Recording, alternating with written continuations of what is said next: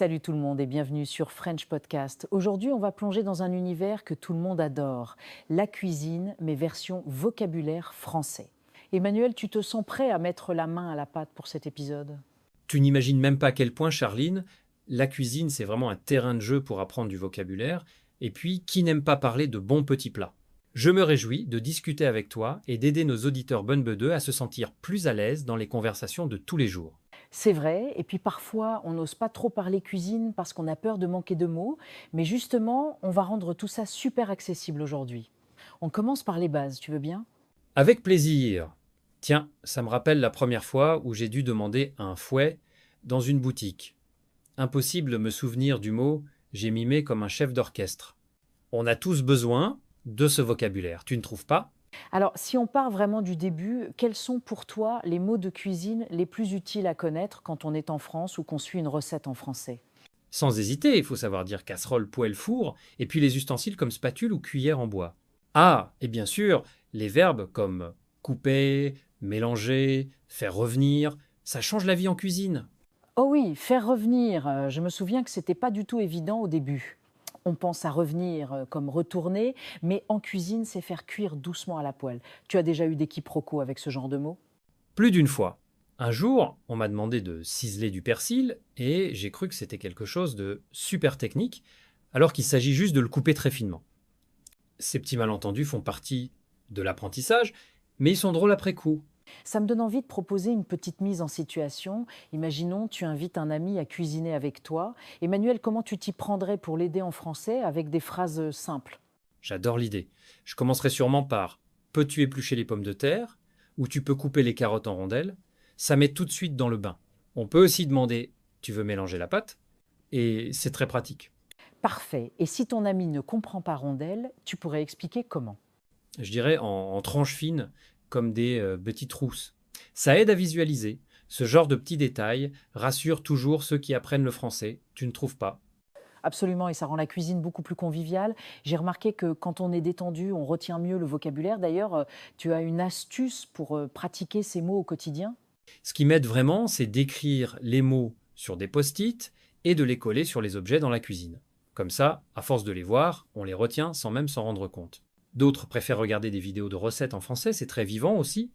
Bonne idée, les post-it. Moi, j'aime bien cuisiner en écoutant des podcasts ou la radio en français. On capte des expressions comme à feu doux ou monter les blancs en neige sans s'en apercevoir. Tu as d'autres conseils pour ceux qui veulent progresser niveau bonne bedeux?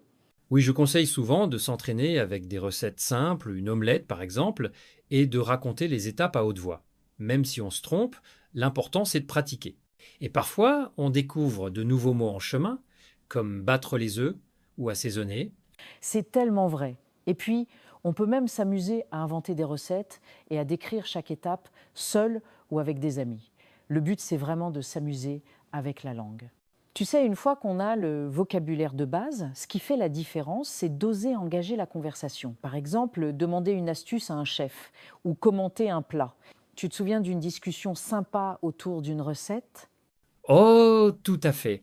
Lors d'un atelier de cuisine, j'ai demandé à la chef pourquoi elle utilisait toujours du beurre salé.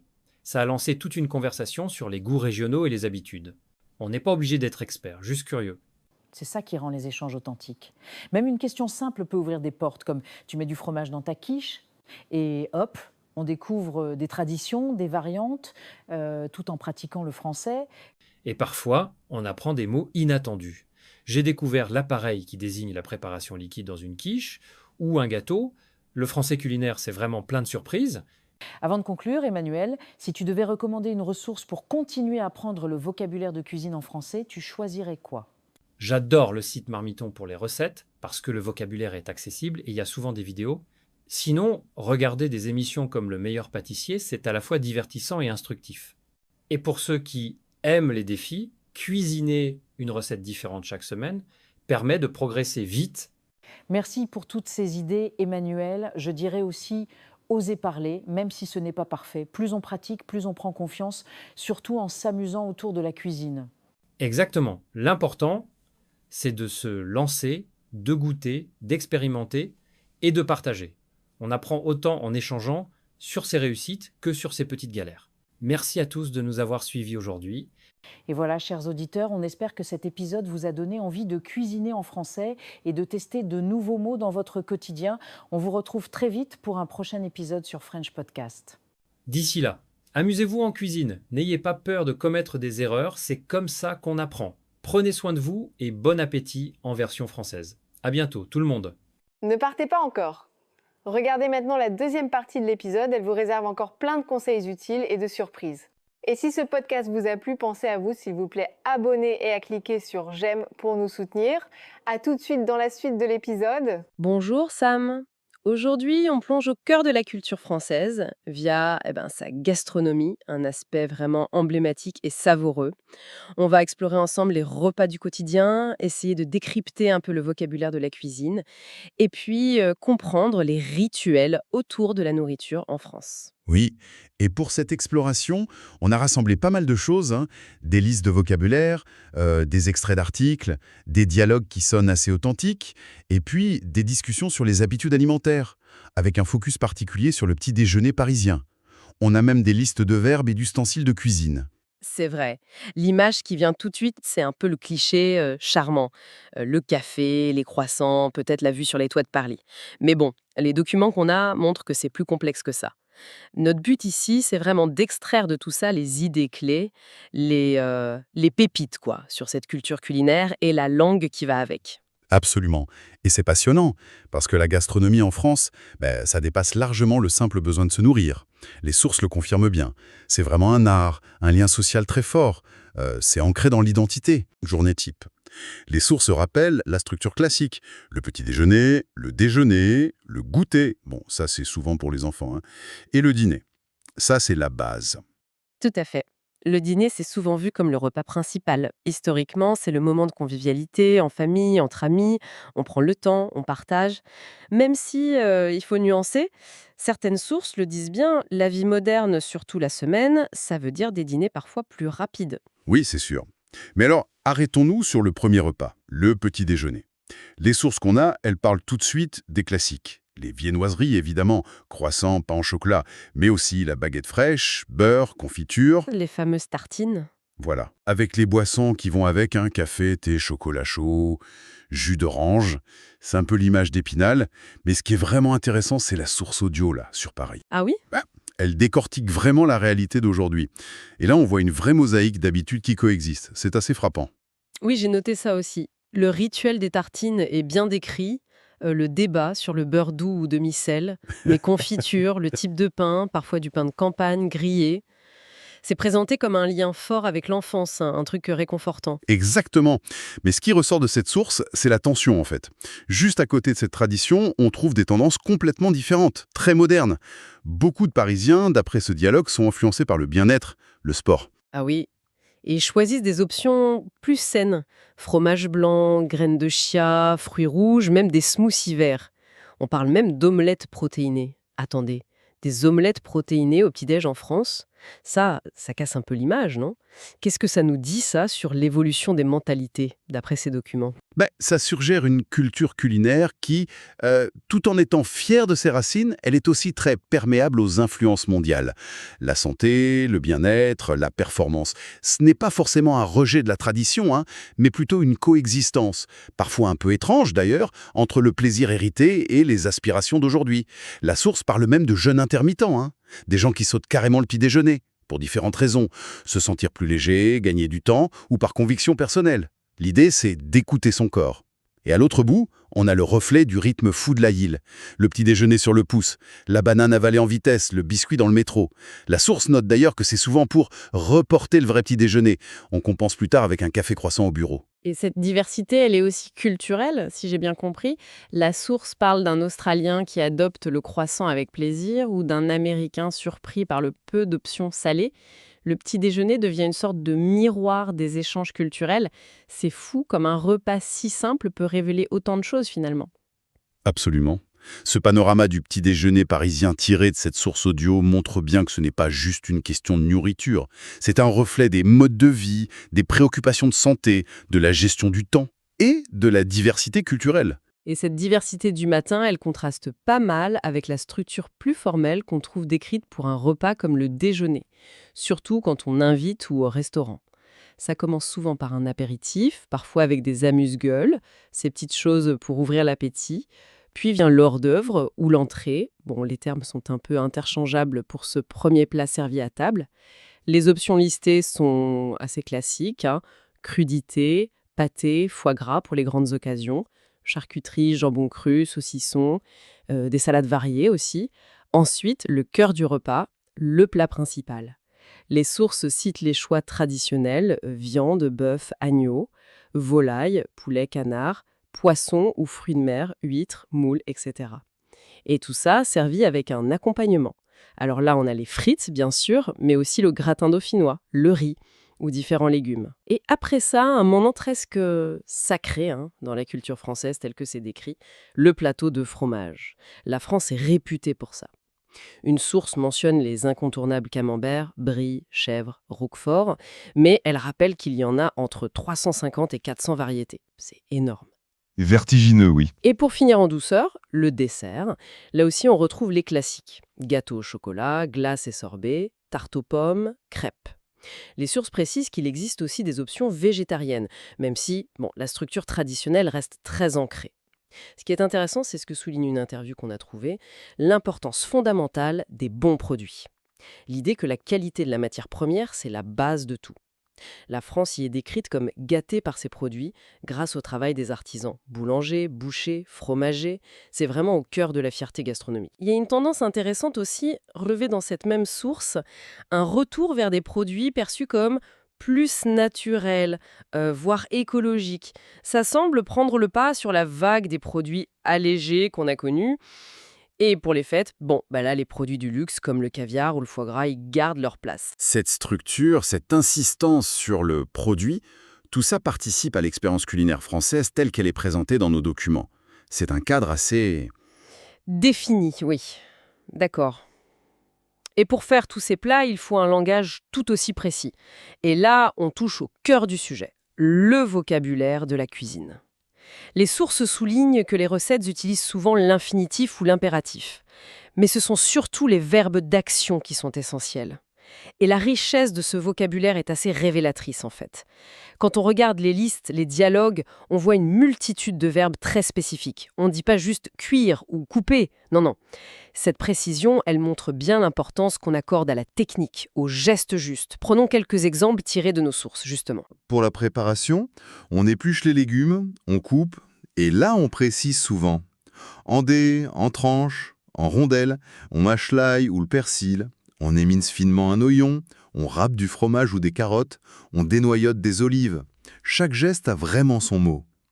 Ensuite, pour mélanger les ingrédients, on va mélanger les éléments d'une pâte, on va battre des œufs pour une omelette, incorporer délicatement du beurre fondu, pétrir une pâte à pain, ça, c'est pour développer le gluten, ou tamiser la farine pour éviter les grumeaux. Ah, les grumeaux? L'ennemi juré. Exactement. Ces petites boules de farine pas dissoutes. Et puis vient la cuisson. Alors là, le vocabulaire devient encore plus nuancé. On chauffe l'huile, on fait revenir, dorer ou blondir des oignons. Ces mots indiquent des degrés de coloration différents. On laisse mijoter une sauce, c'est-à-dire cuire lentement à feu doux.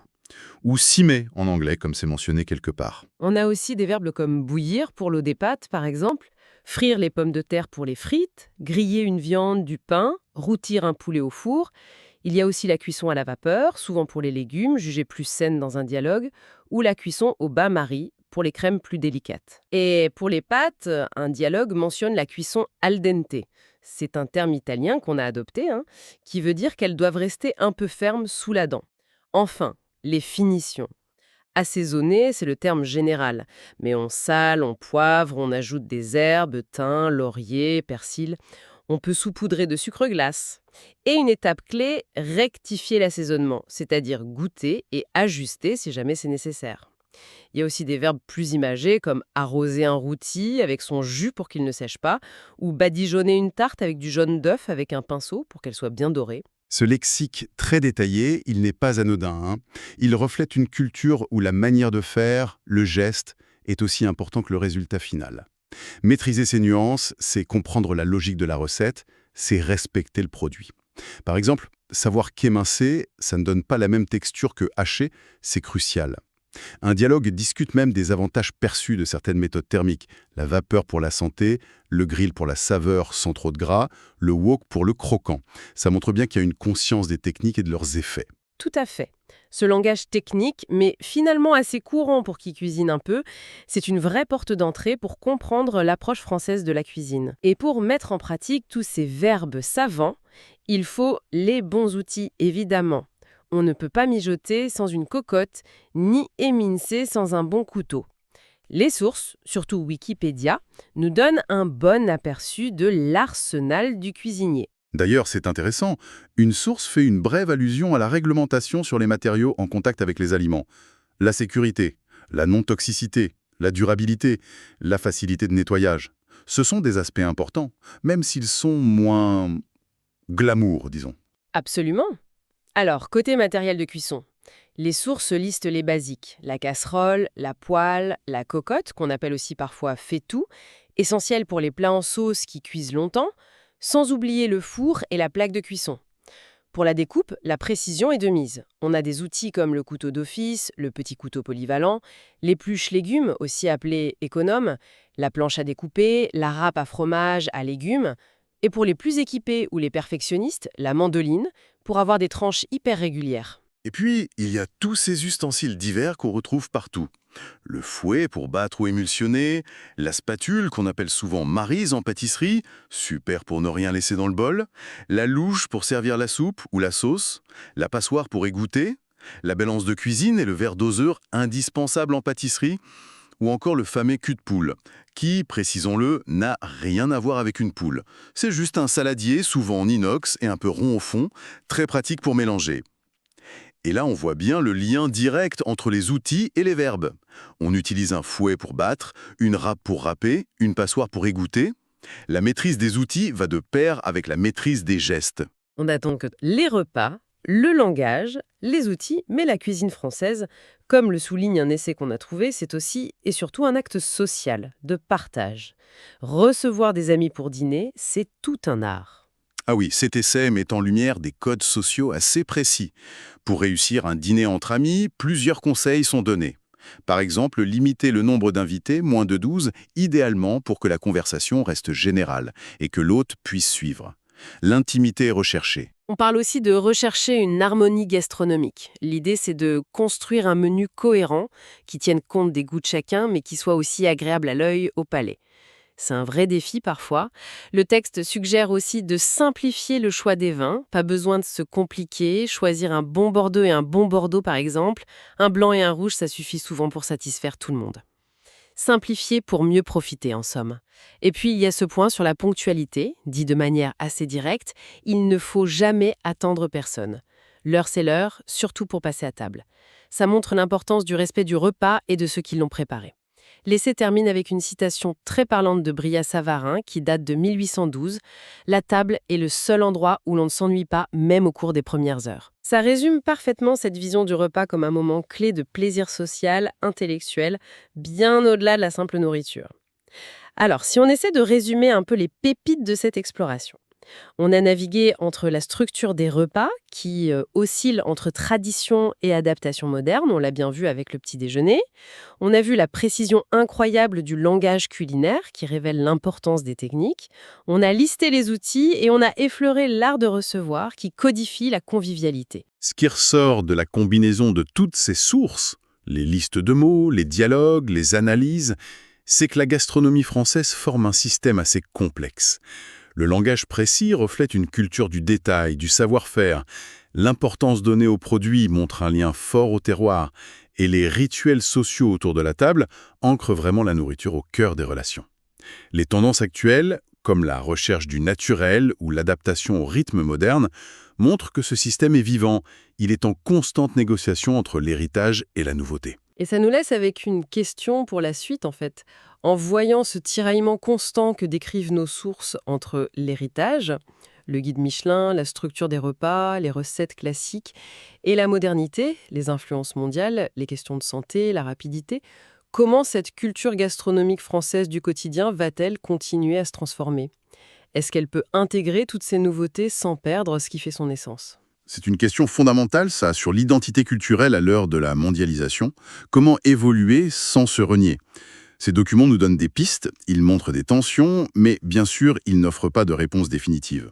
C'est une réflexion à poursuivre. Peut-être, justement, en partageant un bon repas et en observant ce qui se passe dans nos assiettes et autour de la table.